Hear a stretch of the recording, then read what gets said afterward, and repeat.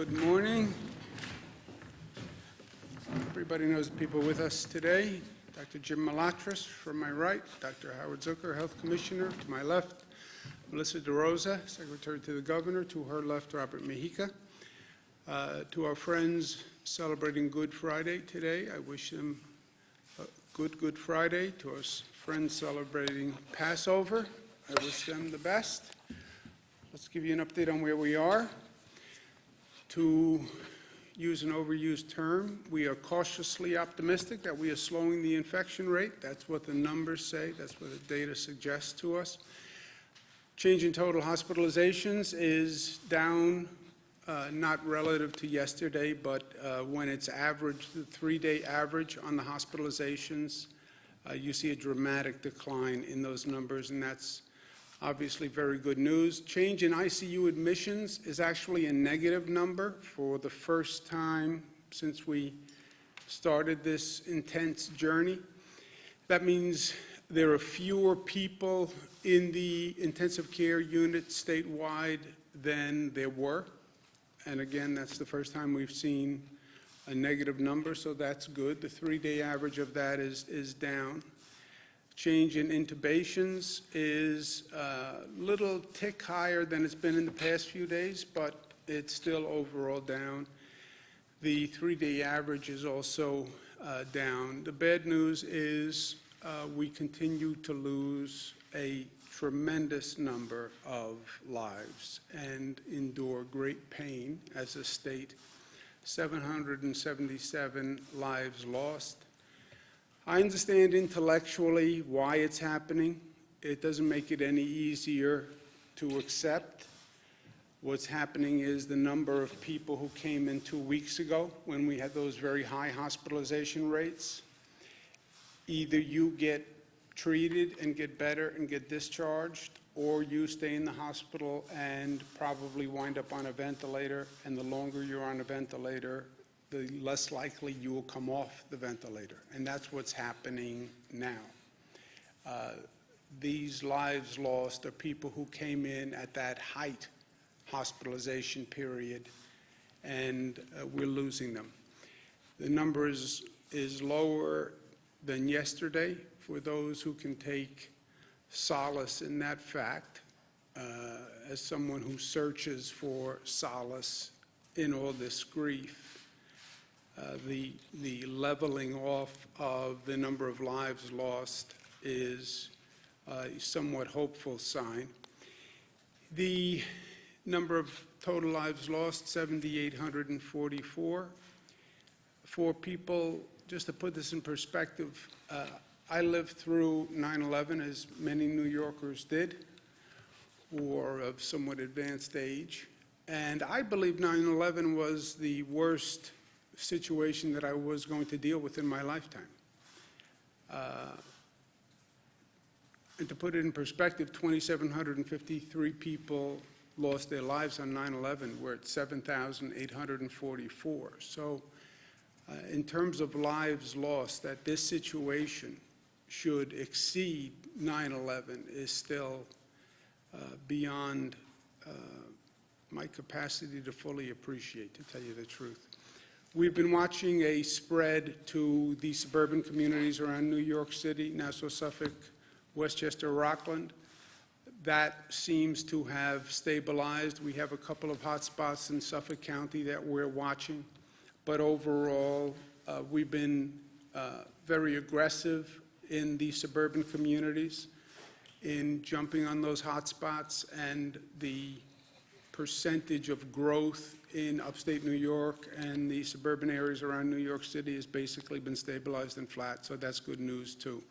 So overall, New York is flattening the curve, and we have to flatten the curve because when they showed us the projection models of what the statisticians projected the curve would do, we have no capacity to meet those projections. In other words, Columbia University, who was projecting the highest caseload, said we needed 136,000 hospital beds in New York City when we started. which was just several weeks ago. 136,000 hospital beds in New York City. We only have about 33 to 36,000 hospital beds in New York City. So that was obviously distressing, to say the least. McKinsey had projected we would need 110,000 hospital beds. They had a second scenario, which they considered their moderate scenario, which was 55,000 hospital beds statewide. And again, we didn't have that capacity, even on the moderate scenario.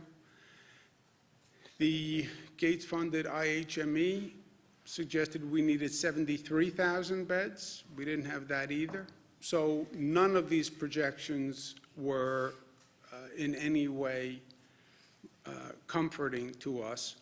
The actual curve is much, much lower than any of them projected.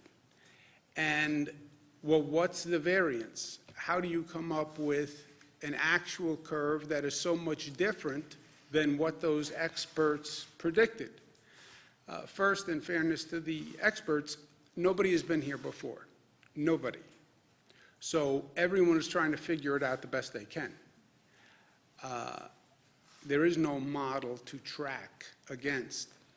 Second, the big variable was, what policies do you put in place? And the bigger variable was, does anybody listen to the policies you put in place, right?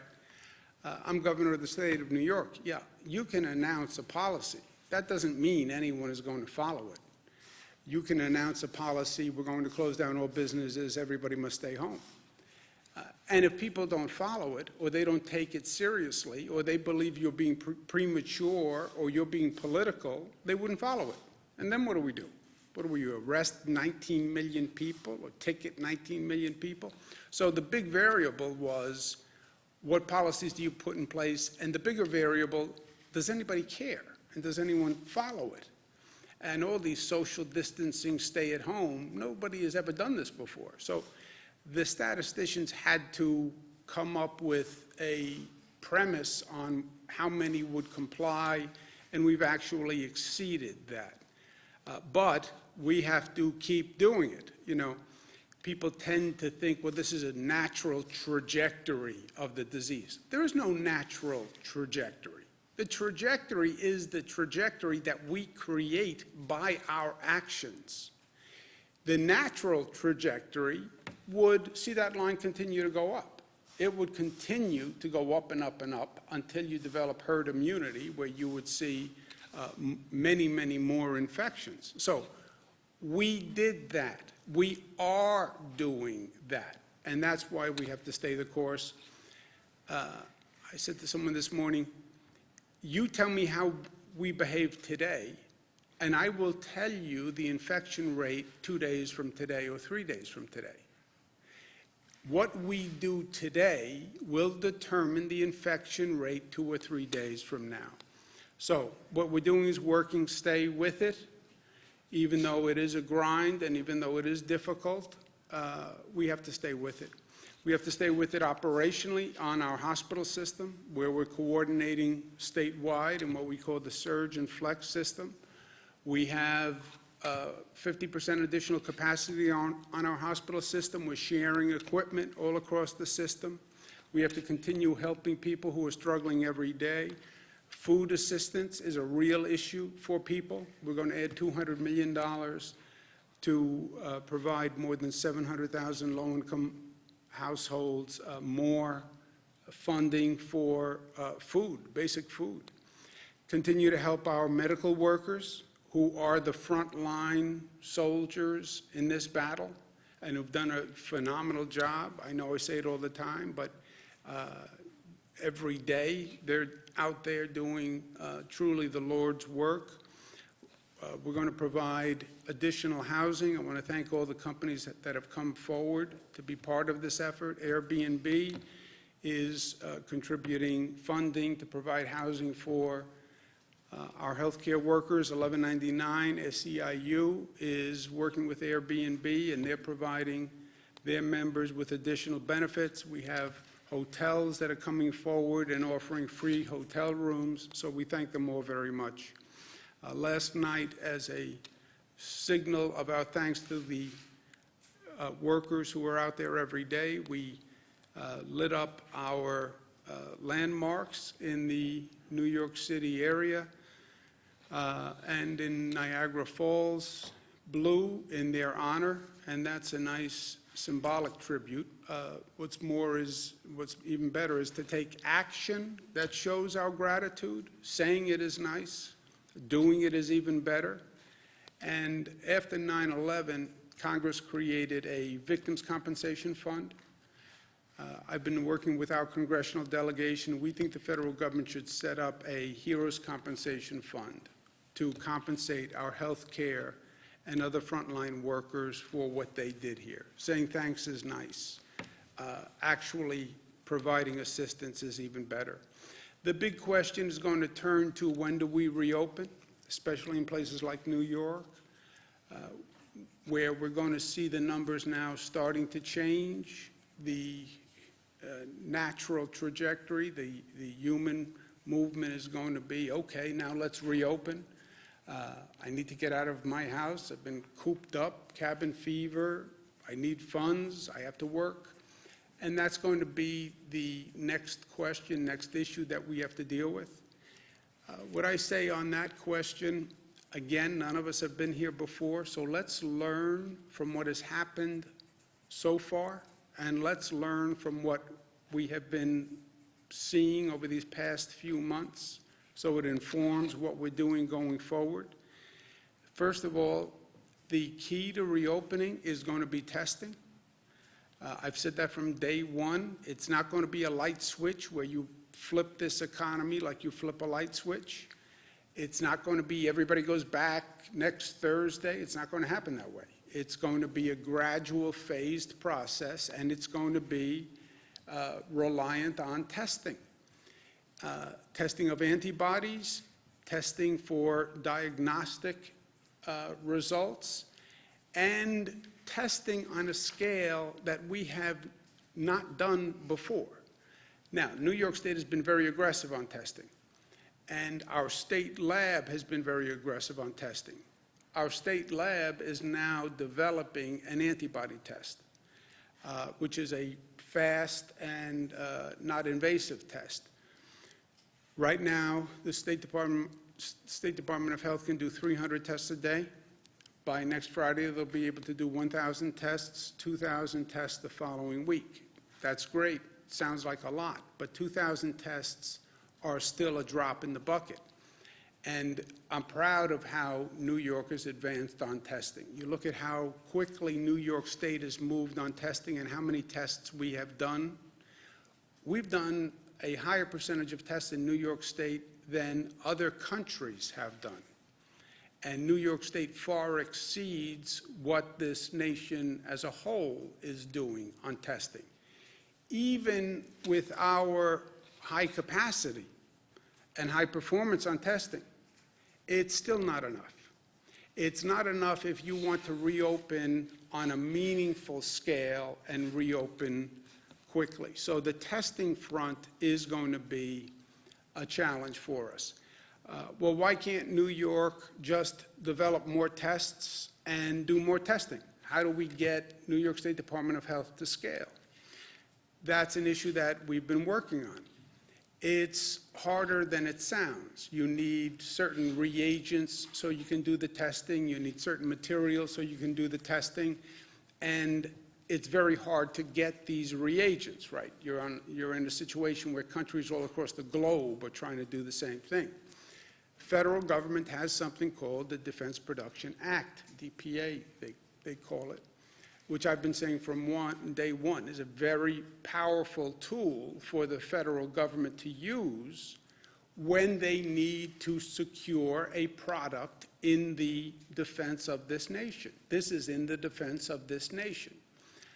The federal government has used it effectively. They've used it in this situation more as a point of leverage than anything else, basically saying to a company, you know, we need you to do this. We do have the Defense Production Act that we could use, but we need an unprecedented mobilization where government can produce these tests in the millions. New York State Department of Health is doing several thousand. We have 9 million people we want to get back to work. You need more than several thousand tests per week if this is going to happen anytime soon. Private sector companies on their own, I don't believe, will be able to come to scale. We're working with the private sector companies. They have the tests, but they don't have the capacity to come to scale. You're going to need government intervention to make that happen. And the federal government is in the best position to do that. New York State offers to be a full partner with the federal government. We do have the largest number of cases in New York. New York is an economic engine. I can't do it as a state. If I had a Defense Production Act in the state, I would use it. I would use it. I don't have that tool. The federal government does. Any way we can partner with the federal government to get these tests up to scale as quickly as possible, we are all in. I like to operate as a coalition with New Jersey and Connecticut because we are the tri-state area. I've spoken to Governor Murphy of New Jersey. I've spoken to Governor Lamont of Connecticut. They would join in a testing coalition. So I asked the federal government if you are willing to step in and use the federal powers. New York State, New Jersey, and Connecticut would partner with the federal government, and let's get the testing up to scale quickly so we can start to build that bridge to reopening the economy. Second, on reopening, you need a federal stimulus bill.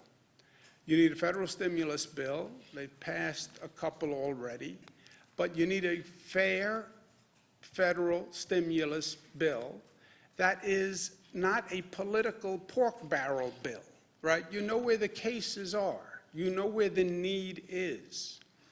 I understand the political dynamics of the U.S. Senate, but this is not a time to be passing bills that really are to make sure your home state gets enough funding. That's not what this is about. This is about helping the country come back and focusing on the need. When I say the bills were unfair to New York, the past bills, it's not because I'm just advocating for New York. Look at the need. Look at where the cases are. Look at where the damage has been done. The federal government is trying to address that damage. You know where it's been done. Look at the chart on where the cases exist. Look at the number of deaths, the number of cases, the number of hospitalizations, and help those places come back and come back quickly. That's what the stimulus bill is supposed to be doing. Also, let's make sure we're learning from what we just went through and are going through, okay? Because there are lessons that I think we all should be aware of over the past few months. And before you take a step forward, let's make sure we know what we're stepping into. A question that I've had from day one, and when you look back at this, where were the horns that should have been triggered back in December and January? Where were the warning signs? Who was supposed to blow the whistle? The president has asked this question, and I think he's right.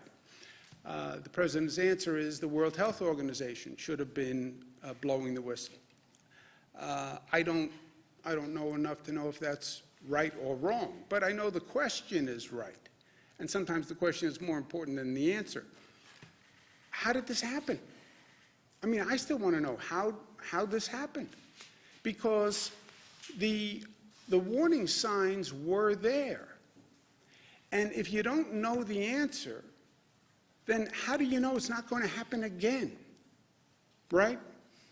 Fool me once. January, you go back and look at the headlines in January, and you see questions, and you see warnings. Now, they were all over the map, but we saw what was happening in Asia. We saw what was happening, starting to happen in Europe. Where were the international experts saying, well, if this is happening there, this is what we should expect to happen in the United States, or prepare to happen in the United States? January, February, you still had sources in this country saying, basically, there's nothing to worry about. How did that happen? And did we really need to be in this situation where the United States winds up with a higher number of cases than the places that went before? We sat here and we watched China. China winds up having 84,000 cases. We wind up having 474,000 cases. I mean, how does that happen? We saw South Korea. They wind up with 10,000 cases. Italy, where we saw a collapse of the whole health system, winds up with 143,000 cases. I raise the question because the answer, again, is less important than the question. But before we move forward, let's make sure we're not repeating the same mistake that we made, right? George Santayana. Those who do not remember the past are condemned to repeat it. I don't want to repeat what we just repeated, what we just went through over this past month. So what are the relevant questions? Is there going to be a second wave? Let's look at the countries that have gone through this reopening process, and what can we learn from them, right? Well, we have to start to reopen. Let's look at what the other countries who have gone before us, what they did, what worked, and what didn't work. And when you take just a cursory review, you see caution signs. Hong Kong appeared to have the virus under control. They let its guard down. The virus came back. Hong Kong recorded the biggest rise in cases and a new wave of infections. Is that true? Could it happen here? Article yesterday, Italy has seen a bump in the number of cases. Before we take a step, make sure we are more informed and more aware than we were in the past. They're talking about a second wave for Singapore. You go back and you look at the 1918 flu epidemic. That was over 10 months. There was a first wave. There was a second wave. The second wave was worse than the first wave because the virus mutated. Third peak, and the whole experience was 10 months. Well, is there any extrapolation to where we are today? I don't know the answers. This is not what I do. It's not what a state does. But we know the questions, and we should have the questions answered before we take a step forward. Because, yes, no one has been here before. These are totally uncharted waters. But we do know that none of this is predetermined, and it is all a function of our actions. We are in total control of our destiny here. What we do will affect literally life and death for hundreds of people. So where do we go from here? Excuse me. First, keep doing what we're doing. Stay home, because that works. We are flattening the curve. We must continue to flatten the curve. We have to get testing to scale. That is an entirely new exercise. It's something we still haven't done well in this country. And we need both diagnostic testing and antibody testing. And we need millions and millions of them. And we need them in a matter of weeks, not months. We have to be more prepared as a nation. We should never go through this scramble that we went through with states competing against other states to buy masks from China. I mean, we should just never have been here in the first place, but certainly we should never be here again. And then let's make sure we study the waters ahead and proceed with caution before we set off on the next journey. And when we talk about reopening, let's study the data and let's look at what has happened around the world and let's make sure the best health minds in the country are giving us their best advice. How do we go forward? We stay New York tough. New York tough means more than just tough. It means discipline, means unified, means loving, and it means smart. And now is the time to be smart, and now more than ever. And that's what it means to be New York tough, and we are. Questions? Are hospitals currently being used to their fullest potential, and how long will they stay up and running? You should have stayed with it, Bernadette. You had it for a second. You had it for the first 10 seconds. It was all you.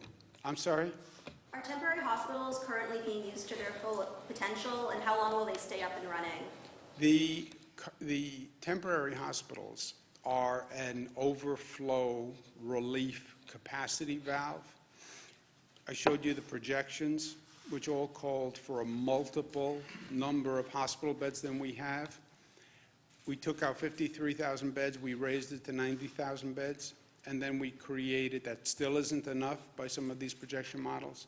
We then created overflow facilities, Javits, several 200-bed overflow facilities, and knock Formica, we don't have to use them if the hospitalization rate stays low. They are being used to some extent.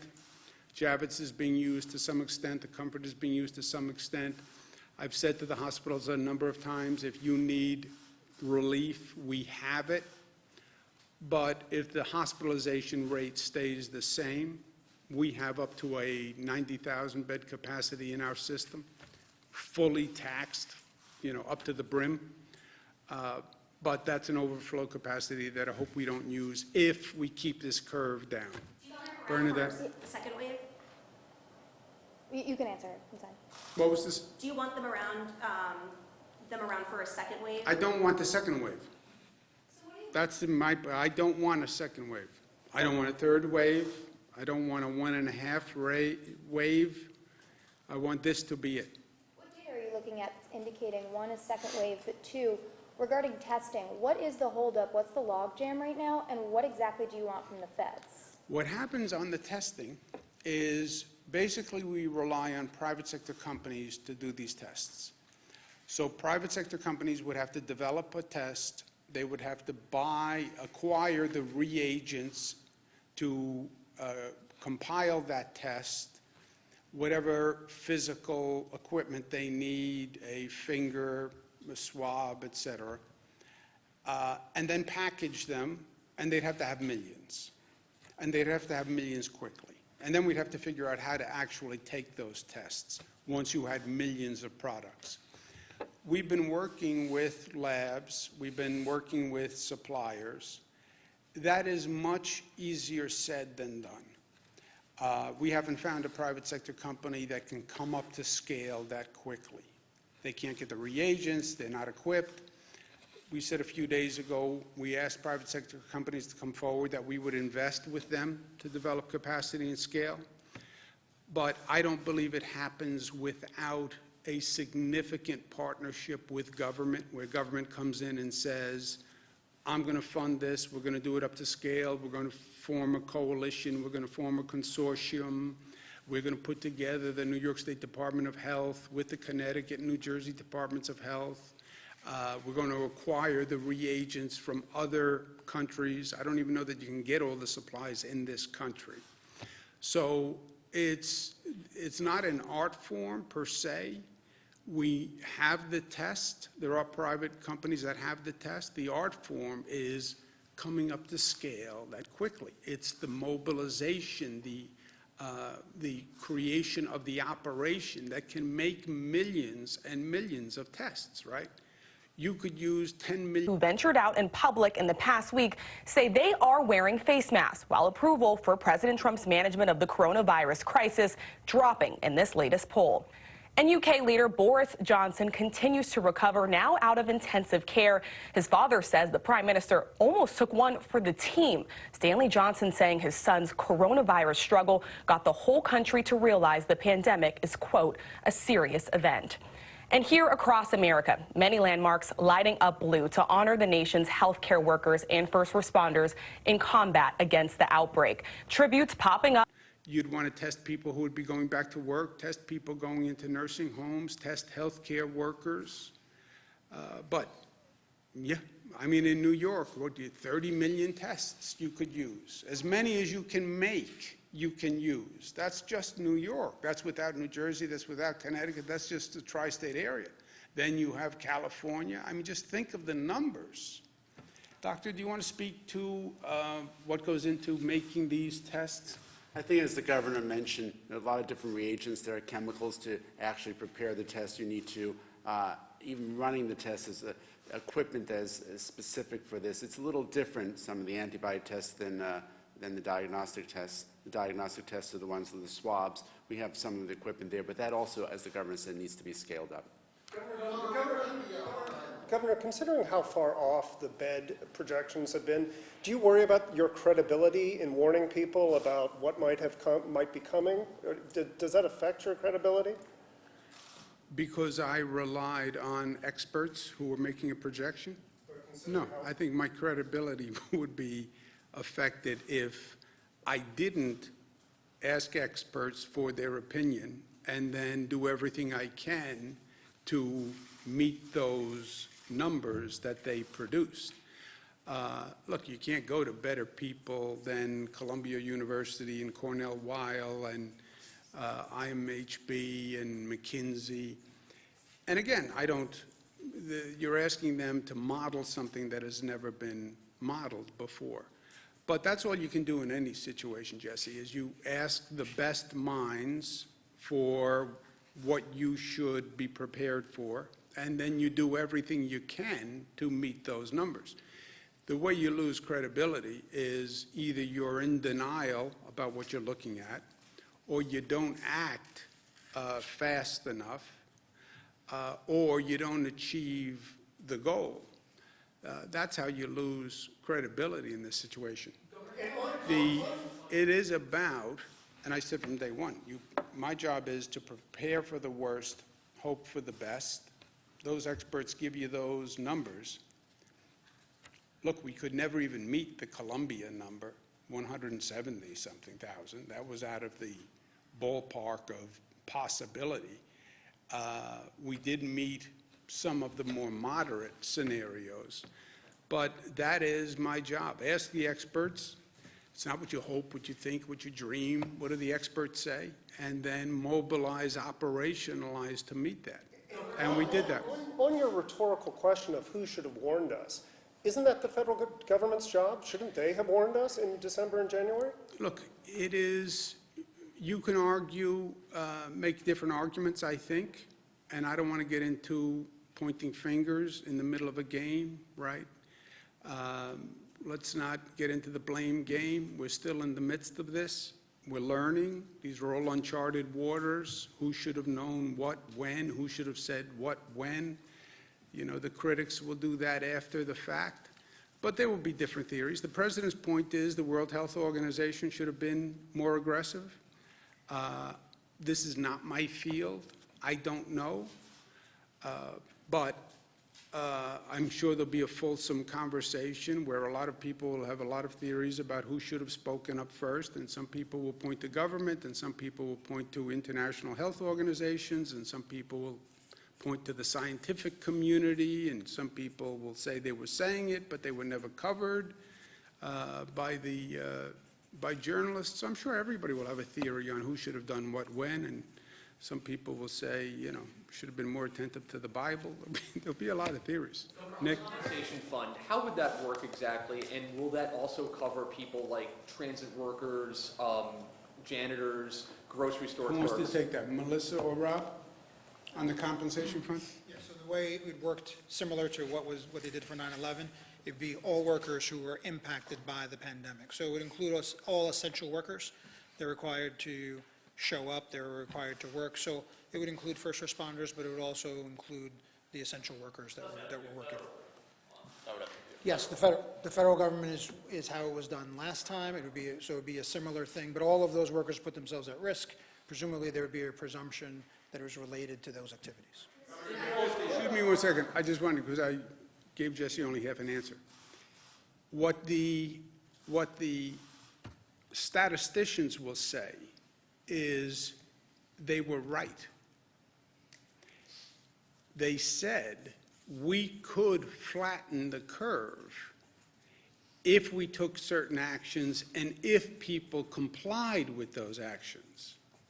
They will say that's why the curve is flatter. Your rejoinder would have to be, as a provocative journalist, well, how do you know it would have hit your projection? And they'll say, I believe it would have. Had you not done the close down, the New York pause, had you not been so diligent on compliance, we believe the infection rate would have hit our model. And it did not hit our model because of the New York pause and the compliance, et cetera. That will be their point. They will say, their model always said, which it did, Jesse, if you can flatten the curve, if you put certain policies in place and people actually adhere to them. They did say that. You'll then be left with a question that is unanswerable. Well, if none of those policies were put in place, would you have hit those numbers? Nobody will ever know.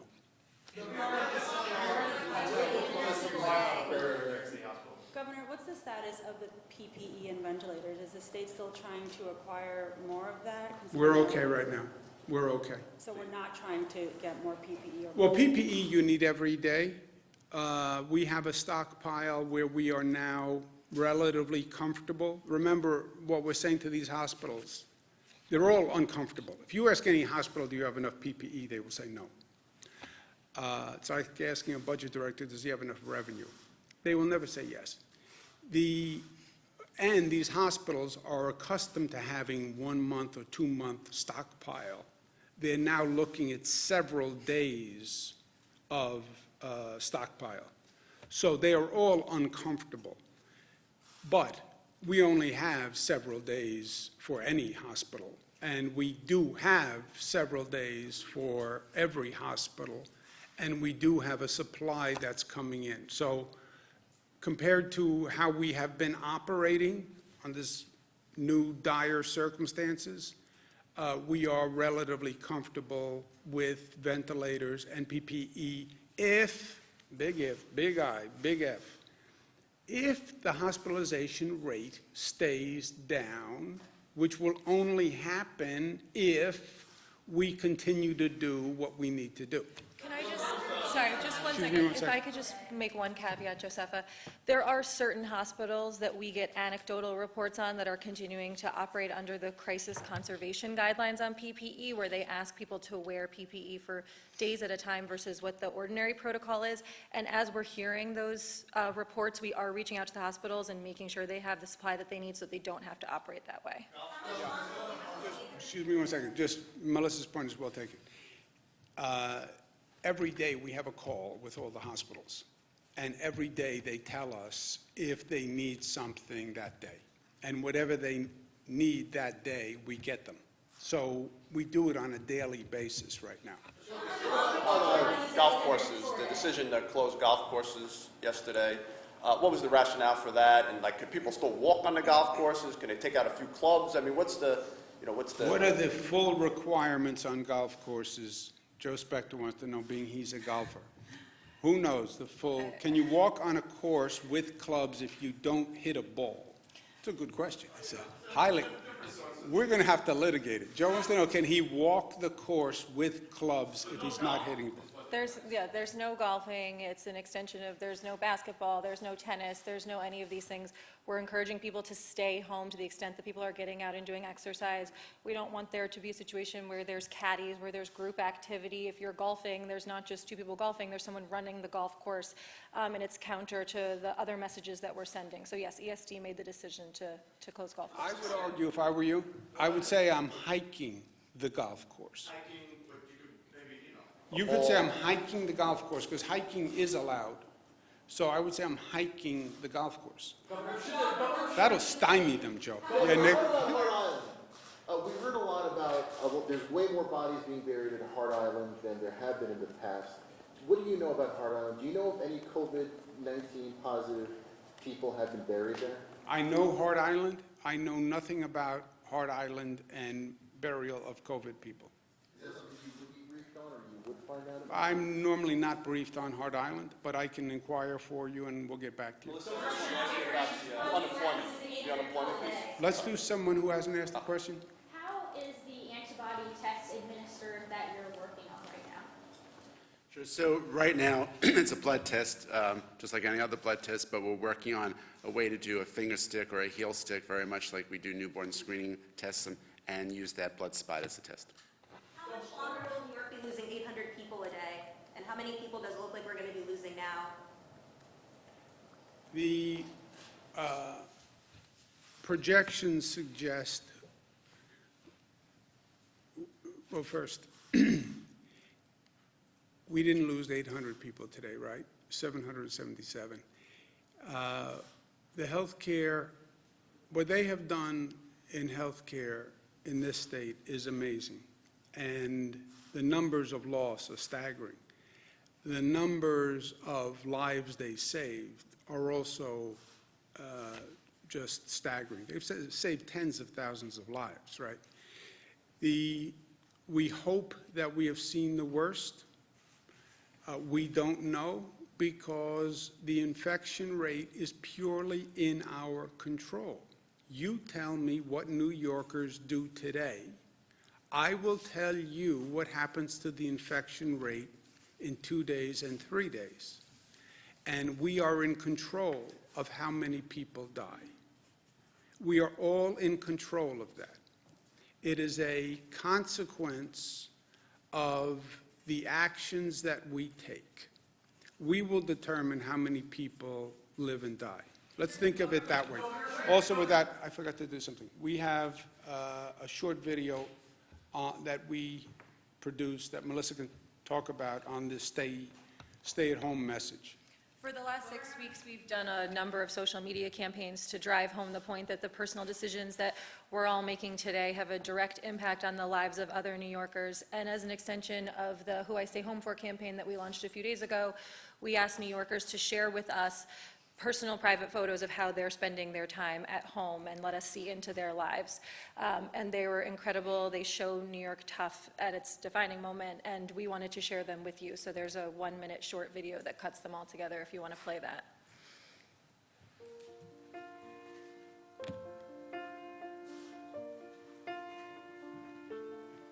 Step one, you say we need to talk. He walks, you say sit down, it's just talk. He smiles politely back at you. You stare politely right on through some sort of window to your right. As he goes left and you stay right between the lines, fear and blame. You begin to wonder why you came. Where did I go wrong? I lost a friend somewhere along in the bitterness, and I would have stayed up with you all night. And I know how to save a life. We have to stay home. It's all they're asking us to do. It's not that hard. Let him know that you know best. That's beautiful. The statisticians, when they did their curve, did not know how New Yorkers would respond, and didn't know whether or not New Yorkers would comply. And they didn't know how unified New Yorkers can be, and how responsible they can be, and how caring they are, and how they rally for one another. That's what they didn't know. And that's what they couldn't count in those models. They couldn't count the spirit of New Yorkers and the love of New Yorkers to step up and do the right thing. That's what they couldn't figure out on their computers. Let's take one more. Someone who didn't ask. What is the state doing for the minority are they more effective for the COVID-19? I'm sorry, I didn't hear the question. What is the state doing for the minorities groups who are the more affected by the COVID? One of the positives I think we can find in all of this, and there are lessons to learn, there's no doubt, many, many lessons. But one, I don't think anyone is surprised that we have a higher incidence among the African American Latino community. Luckily, the disparity in this state is not as nearly as bad as we see in other places in the country. But there's no doubt systemic racism in our society still, and there's systemic structural inequality in our healthcare system. We are going to do more testing in African American Latino communities. We opened more sites yesterday. We want to find out more information than we've ever found out before. We have the State University of New York at Albany that's going to be working with the Department of Health and Northwell to find out why. Why, first of all. They'll say, well, more comorbidities in the system. They'll say people had less access to health care.